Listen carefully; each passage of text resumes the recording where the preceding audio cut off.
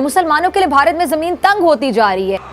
आप इसमें अपनी टांग या अपनी नाक मत अड़ाओ। जिसने हिजाब पहनना है उस पर पाबंदी कैसे लगाई जा सकती है? Proud to be an Indian. India में बहुत लड़कियों की इज्जत है, हक नहीं है पाकिस्तान को हमारे इसमें आने का। कि उनका पूरा स्टाफ बाहर आ गया, कॉलेज का प्रिंसिपल बाहर आ गया और बच्ची को बचा के वो ले गए।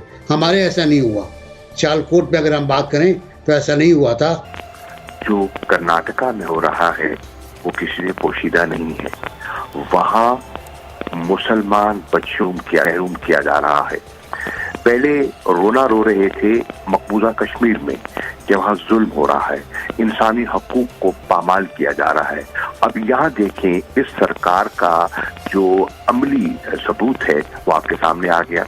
एक तरफ वो दावेदार होते हैं सेकुलर स्टेट का और दूसरी तरफ कहते हैं हम जमहूरियत हैं, मजहबी आज़ादी है। बच्चों के साथ ये जो सलूक बढ़ता जा रहा है इस पर मैं एहतजाज कर रहा हूँ।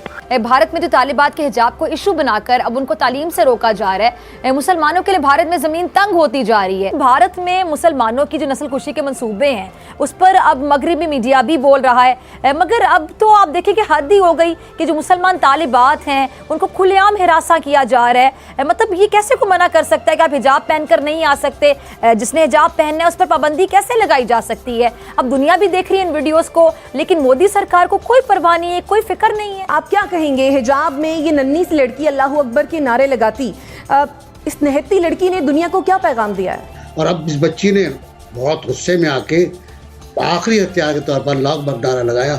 बहुत शानदार। और मुझे एक बात बहुत अच्छी लगी इसके अंदर कि उनका पूरा स्टाफ बाहर आ गया, कॉलेज का प्रिंसिपल बाहर आ गया और बच्ची को बचा के वो ले गए। हमारे ऐसा नहीं हुआ।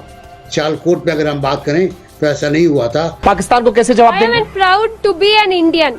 आई am proud to be an Indian. India में बहुत लड़कियों की इज्जत है, ऐसा नहीं है कि कोई इज्जत नहीं करता, सब इज्जत करते हैं। Proud to be an Indian. Pakistan को हक है इस मामले में इस तरह से दखल देने का? आप कहेंगे कि वो अपने देश के बारे में सोचे, भारत के बारे में ना सोचे?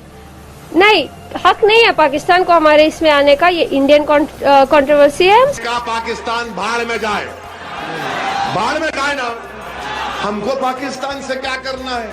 पाकिस्तान भाड़ में जाए। बोले रे पाकिस्तान ने कहा, हमने कहा पाकिस्तान से हम बताना चाह रहे हैं कि मलाला पर हमला पाकिस्तान में हुआ था, मलाला वहां से नहीं पड़ी तो उसको बरतानिया जाना पड़ा।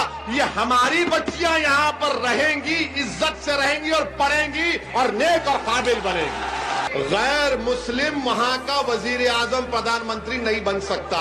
हम पाकिस्तान के लोगों से कहेंगे इधर मत देखो, उधर ही देखो।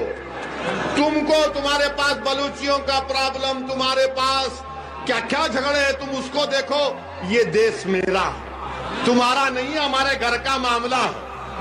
आप इसमें अपनी टांग या अपनी नाक मत अड़ाओ, जख्मी हो जाएंगी तुम्हारी टांग और नाक।